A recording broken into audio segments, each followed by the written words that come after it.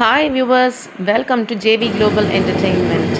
கிரைண்டரில் என்ன அரைஞ்சிட்ருக்குன்னு பார்க்குறீங்களா? கொள்ளு ஊற போட்டு அரைச்சிட்ருக்கேன். 6 மணி நேரம் ஊற போட்டு அரைச்சி நல்லா வடை மாவு மாதிரி வந்துடும். பார்த்திங்கன்னா அதை அப்படியே இட்லி தட்டில் ஆவியில் வைக்கணும். ஸ்டீம் பண்ணி எடுத்தோன்னா நல்லா இட்லியாக சூப்பராக வரும், சாஃப்டாக.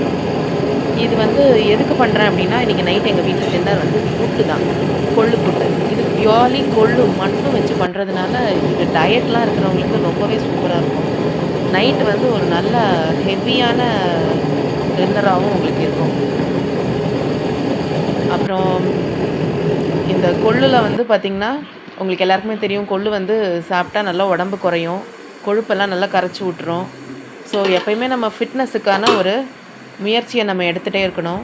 இப்போ பாருங்கள், நம்ம குக்கரை மூடி போட்டு 15 நிமிஷத்துலேருந்து 20 நிமிஷம் வரைக்கும் வைங்க. இது அந்த மாதிரி நல்லா சூப்பராக எடுக்கிறதுக்கு கொஞ்சம் சூடாக இருக்குது. கொஞ்சம் ஆறுனதும் எடுத்து நல்லா கை பொறுக்கிற சூடுக்கு வந்ததும் எடுத்து நல்லா தனியாக ஒரு பாத்திரத்தில் வச்சுட்டு நல்லா பிசைஞ்சு விட்டோன்னா அப்படியே உதிர்ந்து வந்துடும். இதை நல்லா உதுத்துட்டோன்னு வச்சுக்கோங்க, சாஃப்டாக இருக்கும். அவ்வளோ சாஃப்ட் அண்ட் ஃப்ளஃபியாக இருக்கும்.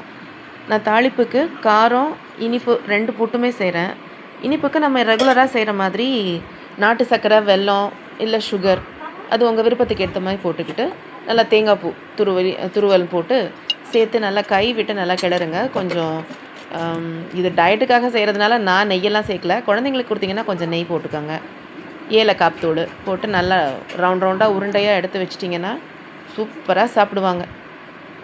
கவலையே பட வேண்டாம் வீட்டோட ஃபிட்னஸை பற்றி. வாரத்துக்கு ஒரு தடவையாவது இதை கண்டிப்பாக ட்ரை பண்ணுங்கள். காரத்துக்கு நம்ம கொஞ்சமாக எண்ணெய் விட்டு கடுகு, உளுத்தம்பருப்பு, கடலைப்பருப்பு, பச்சை மிளகா, காஞ்ச மிளகா, கருவேப்பிலை, வெங்காயம், அப்புறம் நம்ம பெருங்காயம் போட்டு நல்லா அதை வதக்கிட்டு புட்டு உதுத்து வச்சுருக்கிறத போட்டு கொஞ்சம் தேவையான அளவு உப்பு போட்டு ஒரு கிளறி எடுத்துட்டோன்னா கார புட்டு ரெடி.